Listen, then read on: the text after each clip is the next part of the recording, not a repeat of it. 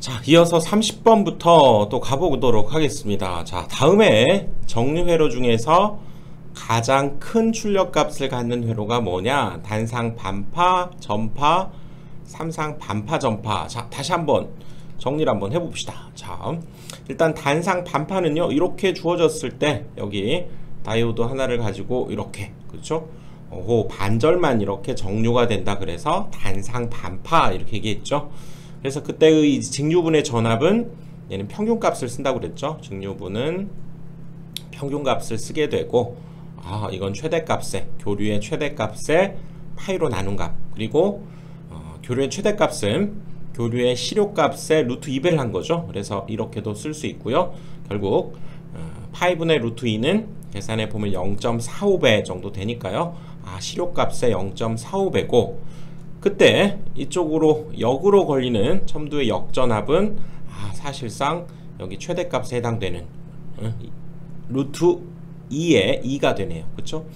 그리고 정류 효율도 40.6 이 정도 기억해야 되고요. 맥동률은 직류분의 크기분의 교류분의 크기를 나타내 준다 그 얘기지. 요거 그래서 맥동률 그러면 이렇게 오기로 했죠. 단상 반파, 전파, 삼상 반파, 삼상 전파일 때 여기가 2, 3, 4 이렇게 적고요. 자, 여기 2가 오고 여기 더해서 4, 더해서 7, 더해서 11 그거에 제곱을 한 것이 그쵸. 121 요거에 제곱한 거 49, 16 거의 요거에 제곱한 거 4 이렇게 맥동률도 좀 기억하자 그랬죠. 그래서 단상 반파가 이거일 때 이제 단상 전파는 그럼 뭐였냐? 여기에는 반절만 이렇게 정류를 했지만 여기에선 모든 그렇죠? 정연파를 다 전체를 정류해서 단상 전파다 이렇게 얘기했고요. 이것은 요거 외웠다면 그거에 정확히 그냥 2배다. 첨두 역전압도 정확히 2배다. 정류 효율도 정확히 2배다. 뭐 이렇게 외워주면 끝난다고 그랬죠. 단상 전파.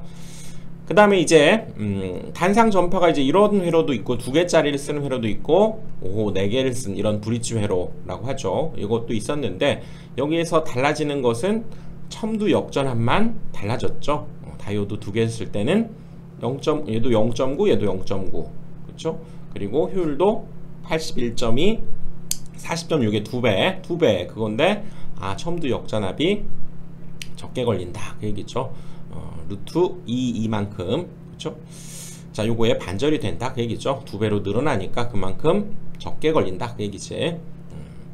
그리고 삼상회로에서 삼상 정류회로 생각해 보면 삼상 반파 같은 경우 요거 실효값에 1.17배가 되고요. 요거에 딱 2배. 삼상 전파 같은 경우는 1.35 17의 2배니까 35 요거 기억하자 그랬죠. 문제로 다시 가서요. 그래서 단상 반파는 뭡니까? 0.452죠. 이거는 교류의 실효값에 0.45배 한 출력을 갖게 되고, 전파는 2배 0.92가 되고요. 삼상 반파 뭐였습니까? 1.17배였죠. 1.17배. 그리고 이거에 2배 정도 되는 3, 4, 즉 3, 5, 2 정도가 삼상 전파였죠. 가장 큰 출력은 당연히 삼상 전파죠. 전파. 자, 31번 다이오드를 이용한 저항 부하의 단상 반파 정류 회로에서의 맥동률을 구해봐라. 자, 외우기로 했죠. 단상 반파, 단상 전파, 그 다음에 삼상 반파, 삼상 전파 이렇게 돼 있을 때 요 사이에 234, 234 이렇게 써주고, 자, 얘 그대로 오고요. 자, 더해서 4, 더해서 7, 더해서 11에 제곱을 하니까 121, 77에 49, 44, 16, 2는 4 이렇게 된다고 그랬죠. 그래서 퍼센트로 얘기하면 이거고요. 비율로 얘기하면 여기에 100으로 이제 나눠주면 되기 때문에 얘는 0.04가 되는 거죠. 단상 반파에서의 맥동률은 그렇죠. 여기 1.21이 되는 거죠. 3번이죠. 3번 외우는 법. 32번 정류회로에서 상의 수를 크게 했을 때 옳은 것을 물었는데요.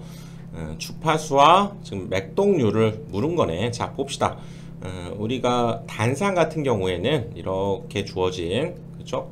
정연파 하나를 정류를 하기 때문에 남게 되는 부분은 이렇게 전파를 하더라도 이렇게 남게 되죠. 이렇게. 그런데 이제 3상 같은 경우는 3개의 상이죠. 3개의 상이 자 이렇게 하나가 이렇게 오게 되고요. 두 번째 것도 120도 각을 이루면서 이렇게 가게 되는 거죠. 그리고 세 번째 것도 마찬가지 이런 형태를 이제 가지면서 가게 되기 때문에 자 이걸 정리해 봐라 그러면 여기에서는 그쵸 여기 위에 부분 요 부분이 이렇게 남게 된다 그 얘기죠. 이 부분이 이렇게 남게 되기 때문에 상이 이렇게 많아서 이걸 전파를 하게 되면 얘보다는 상당히 직류에 가깝게 되고요. 직류에 가깝다는 것은 직류에 속한 교류분이 좀 줄어들어서 맥동률 자체가 어떻게 됩니까? 맥동률 자체는 올라가게 되는 거죠. 그리고 얘가 이렇게 출렁거림이 있을 때 얘도 어쩔 수 없이 이런 출렁거림 자체는 갖게 되기 때문에 주파수 자체가 늘어난다 이렇게 봐야죠. 그래서 맥동 주파수는 증가하게 되고 맥동률은 감소하게 된다 그 얘기죠. 3번이 답이죠. 3번이 답이죠. 33번 정류회로에서 평활회로를 사용하는 이유는 뭐냐. 자 우리 다이오드 정류에서 이렇게 반파를 기준으로 한번 생각해 보면 반파가 이렇게 일어났죠. 단상 반파. 그런데 여기에다가 이렇게 이 부분을 조금 더 직류에 가깝게 하기 위해서 이렇게 파형을 좀 평평하게 만든다 그래서 평활 작용을 한다 평활 회로를 만든다 그렇게 얘기하고요. 여기에다 이렇게 콘덴서 하나를 달아두니까 이 콘덴서에서 이 부분 그쵸 나타나지 않는 부분에서 얘가 모아두었던 충전되었던 그쵸 전류를 이쪽으로 흘려 보내면서 이렇게 평형 작용을 만들어냈죠. 그 얘기는 여기에서의 교류분을 좀 줄여준 거죠. 이 앞에 있었던 이런 상태보다는 교류분을 좀 줄여준 거죠. 교류분이 줄어들었다는 것은 뭡니까? 맥동률 자체가 줄어들었다 이렇게 볼 수 있죠. 이것이 이렇게 평활 작용을 만들어낸 거죠. 그래서 출력 전압의 맥류분, 출렁거리는 교류분이라고 할 수 있죠. 그 부분을 감소시키기 위해서 그런 거죠. 1번이 답이죠. 그래서 직류분을 조금 더 직류의 품질을 더 좋게 만드는 효과가 있는 거죠. 34번 어떤 정류기에 부하 전압이 2000V고 맥동률이 3%라면 교류분은 몇 볼트가 포함되어 있는가? 자, 맥동률의 정의가 뭐였냐면 얘는 직류, 그렇죠? 직류분분의 교류분 이렇게 얘기를 했었죠. 그리고 퍼센트로 뭐 얘기한다면 당연히 곱하기 100을 해주면 되니까요. 이게 지금 3%다 지금 그 얘기죠. 그래서 부하 전압이 2000V다. 직류분 전압이다 그 얘기죠. 우리가 정류기에서는 직류가 부하에 사용되는 전압이 되기 때문에 그렇죠. 여기에다가 이제 2000을 대입하고요. 우리가 구하려고 하는 교류분 그렇죠. 교류분 곱하기 100을 했더니 얘가 3이 되었다. 그 얘기는 이렇게 나눠주게 되면 20이 곱하기로 가면 되겠네요. 그렇죠. 20이 곱하기로 넘어가니까 얘는 60% 그렇죠. 60%가 아니라 60V 60V가 교류분이 포함되어 있다 이렇게 볼 수 있다는 거죠.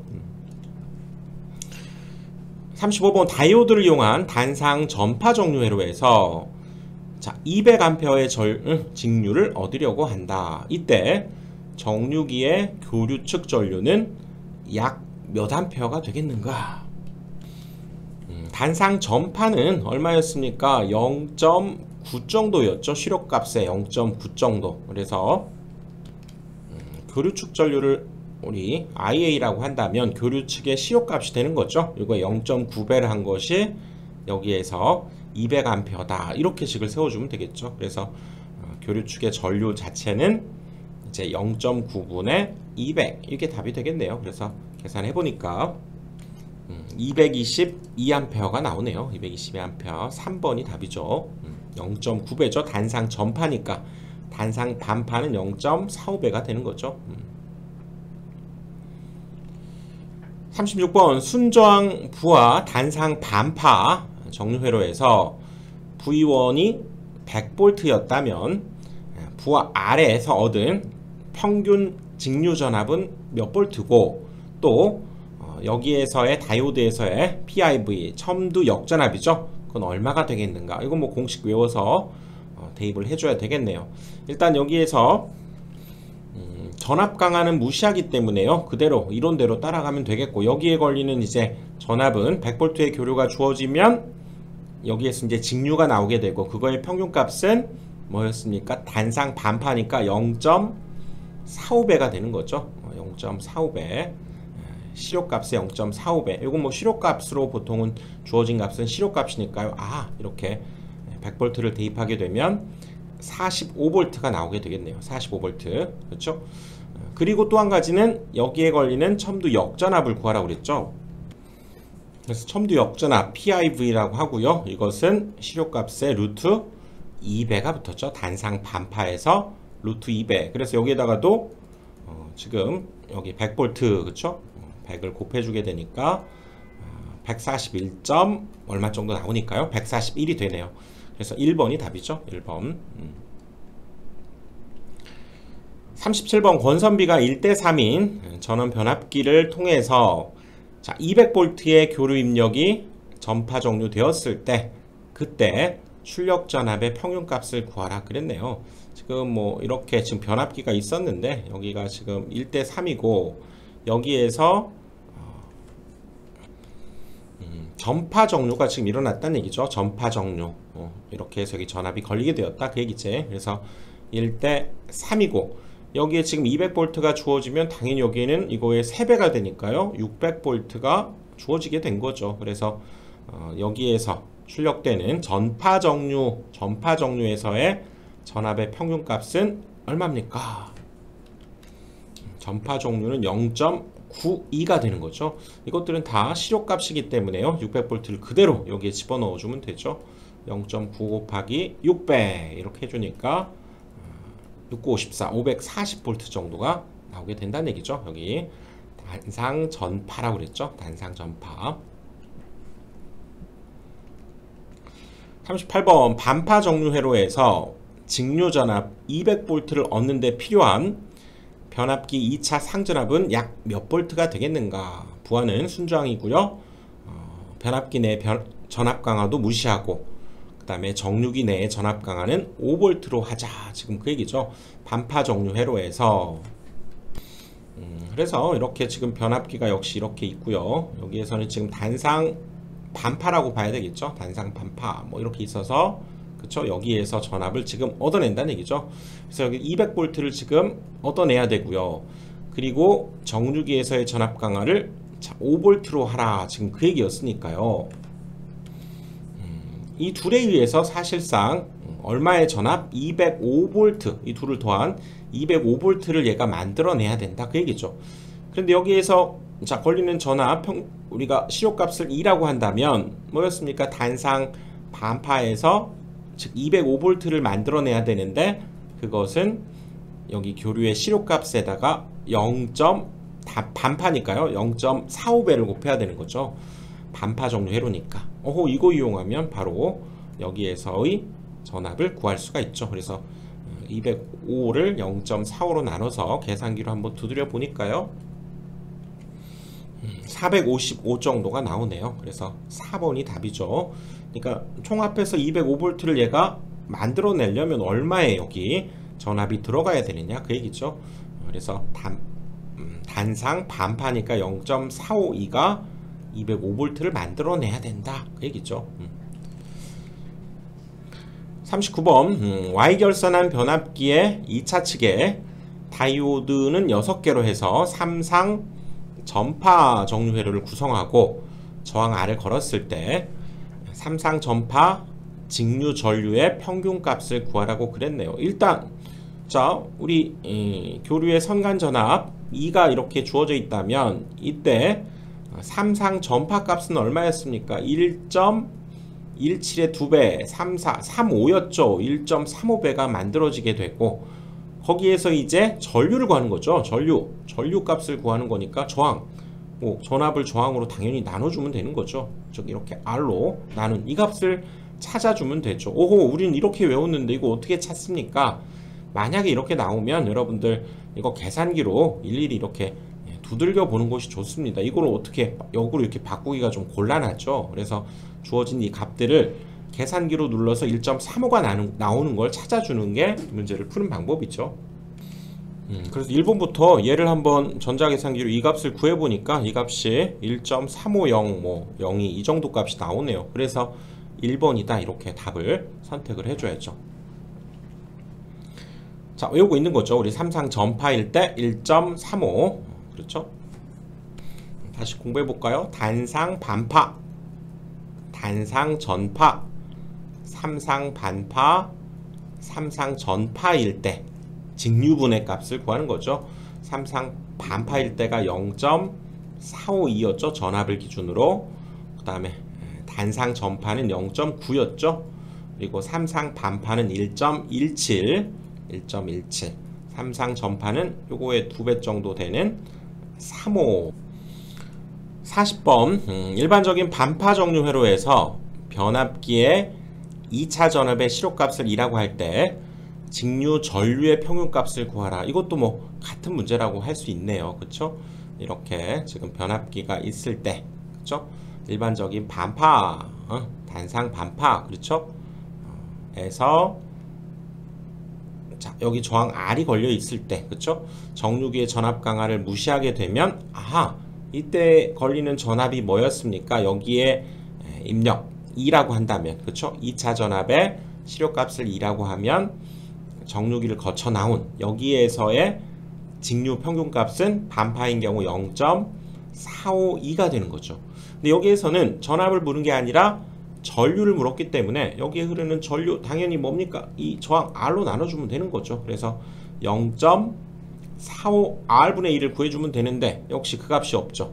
그렇다면 0.45가 나오게 되는 값을 계산해보는 거죠. 요 둘 중에 하나 계산해보면 되겠네요. 그렇죠? 요거 그래서 요거 1번이 답이죠. 루트 2를 파이로 나눈 값이 0.45였으니까 그렇게 여러분들 구해주시면 됩니다.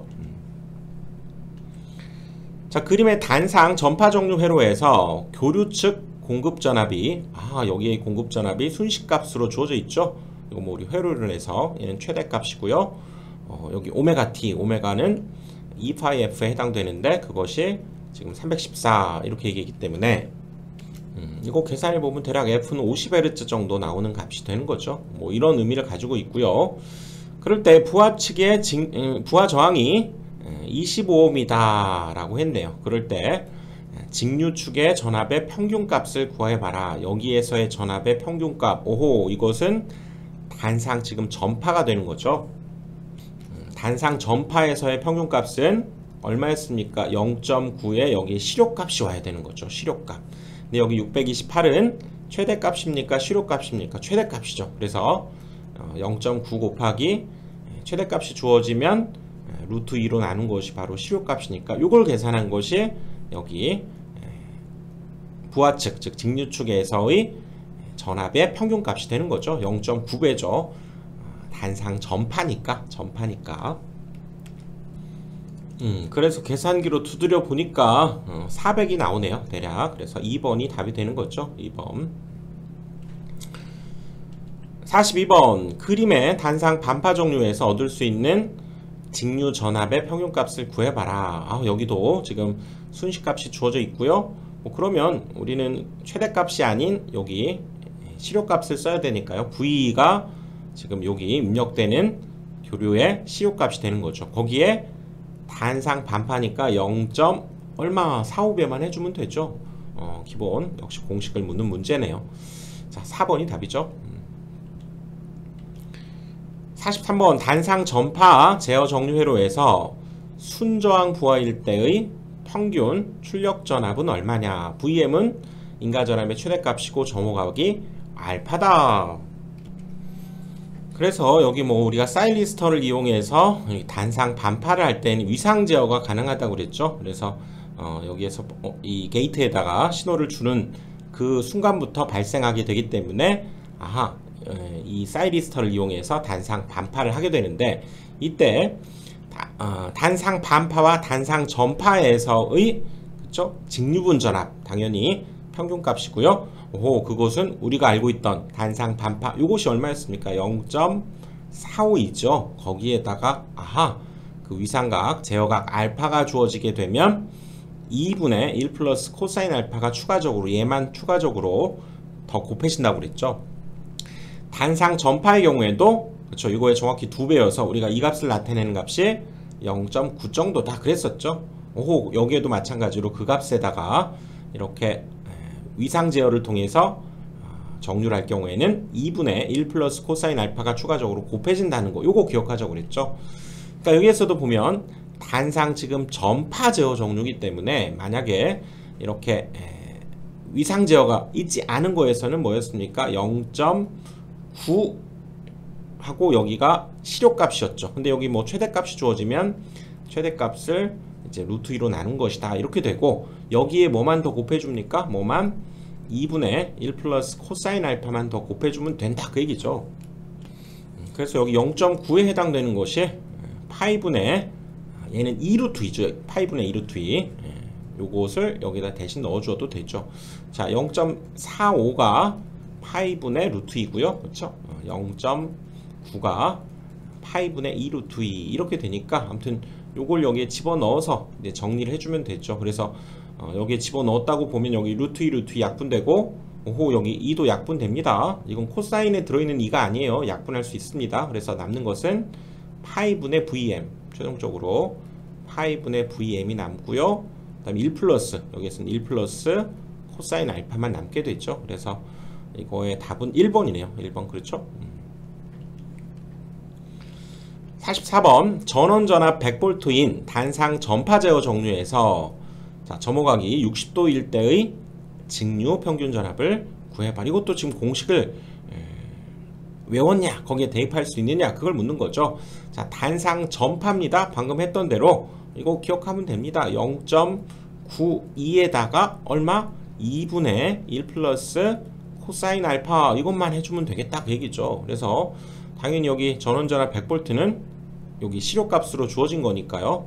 0.9 곱하기 100하고 다시 곱하기 2분의, 자, 여기 1 플러스 코사인 60을 해주면 된다 그 얘기죠. 코사인 60. 자, 코사인 60 얼마입니까? 2분의 1이죠. 2분의 1. 코사인 60도는 2분의 1이기 때문에 요거 계산해 보면, 자, 계산기로 뚫어보니까 67.5가 나오네요. 67.5V 1번이 답이죠. 요거 추가적으로 곱해진다는 거, 제어 정류가 등장하면 2분의 1 플러스 코사인 알파 추가적으로 곱해야 됩니다. 45번 저항부하인 사일리스터 단상이죠. 단상 반파 정류기로 위상 제어를 할 경우 점호각이 0도에서 30도로 하게 되면 다른 조건이 동일하다라고 가정한 경우에 출력의 평균 전압은 몇 배가 되겠는가? 이거는 이제 점호각이 0도일 때와 30도일 때의 값을 구해서, 그렇죠? 즉 이것이 5의 몇 배냐, 지금 그 얘기니까요. 이때 계산된 값을 이때 계산된 값으로 나눠주면 되는 거죠. 그래서 자, 요거 30도일 때 계산된 값이 얼마입니까? 얘는 지금 단상 반파니까요. 0.42에 얼마? 2분의 1 플러스 코사인, 그러면 여기는 30 이렇게 해주면 되고요. 또 자, 0도일 때는 얼마입니까? 역시 0.42에 얘도 2분의 1 플러스 코사인 0도 이래주면 되죠. 코사인 0도 얼마입니까? 얘는 1이죠. 1. 그렇죠? 1. 코사인 30도.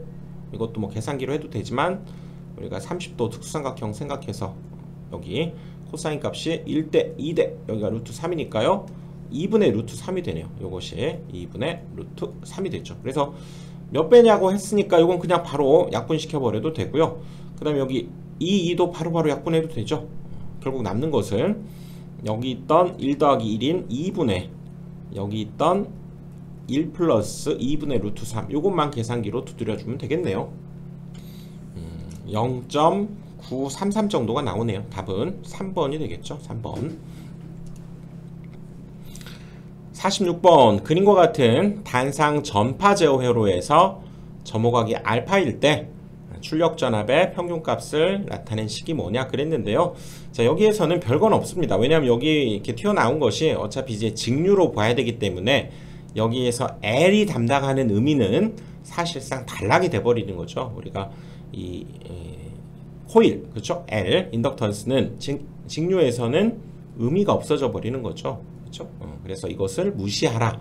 그렇게 보고 일반적인 단상 전파 제어 회로에서의 평균값을 구하면 됩니다. 그래서 일단 단상 전파 얼마였습니까? 0.9 92였죠. 또는 파이분의 2 루트 2죠. 파이분의 2 루트 2 이렇게 표현되는데, 이때 제어회로, 점호각 알파를 갖는 제어회로에서는 파이분의 2 루트 2에다가 얼마? 2분의 1 플러스 코사인 알파를 곱해야 된다. 지금 그 얘기죠.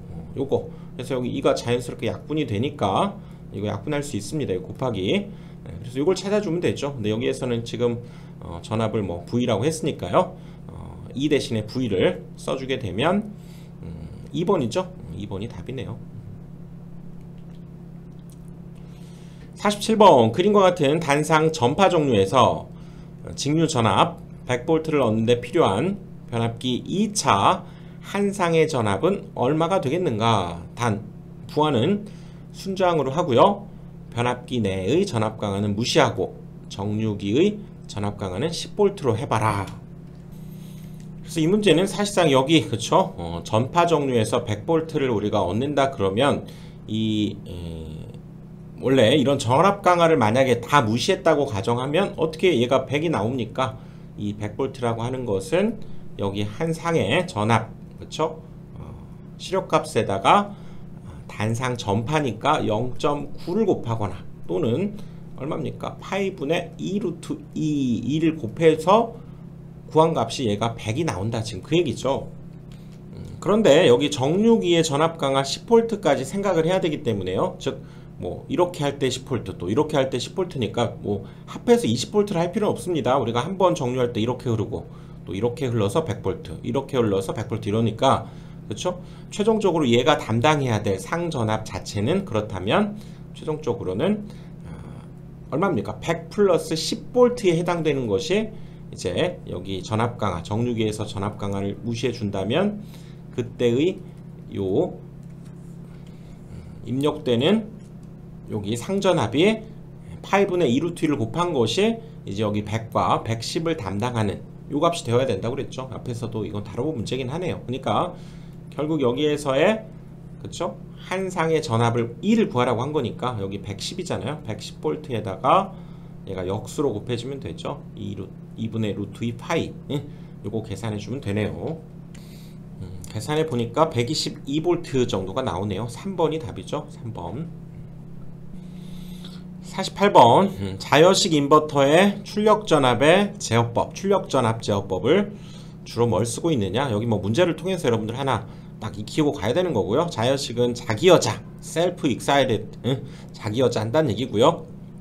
그 인버터의 출력전압 제어법은 펄스 폭을 변조하는 방식이라는 거죠. 이거 뭐 문제를 통해서 기억을 해봅시다. 뭐 깊게 들어갈 수는 없고요. 3번 펄스 폭 변조 방식 자여식 인버터 출력전압 제어는 펄스 폭 변조 방식입니다. 3번. 49번 실학의 전동기는 다음 중 어디에 속하는가? 실학에 어떻게 이루겠습니까? 오뚜기 3분 요리, 오뚜기 3분 짜장 이것이 상당히 실학에 들어있다고 그랬죠. 그래서 3상 분권 정류자 전동기 이렇게 외우자고 그랬죠. 뭐 그렇게 외워봅시다. 4번이 되는 거죠. 4번. 자, 50번 소형 공구 및 가전제품에 일반적으로 널리 쓰이는 전동기가 뭐냐? 단상 직권 정류자 전동기였죠. 그래서 소형 공구 가전제품에 널리 사용되는 전동기여서 뭐 직류, 교류 다 가능한 일명 만능 전동기다 이렇게도 불린다고 그랬죠. 단상 직권 정류자 전동기 4번입니다. 자, 51번 75W 정도 이하의 소출력 단상 직권 정류자 전동기 용도로 적합하지 않은 것은 그렇죠. 소출력인 거죠. 뭐 공구, 치과 의료용, 믹서 이런 것들은 왠지 그렇죠. 적은 출력을 갖고 있겠지만 공작기기는 상당히 사실 큰 출력이 필요하죠. 그래서 그것만 봐도 답은 4번이 되겠네요. 단상 직권 정류자 전동기 그렇죠. 만능 전동기 4번이 답이 되는 거죠. 적합하지 않은 거. 이렇게 해서 정류기까지 모든 핵심 문제 강의까지 다 끝났습니다. 참 애쓰셨고요. 자, 다른 강의에서 또 뵙도록 하겠습니다. 애쓰셨어요.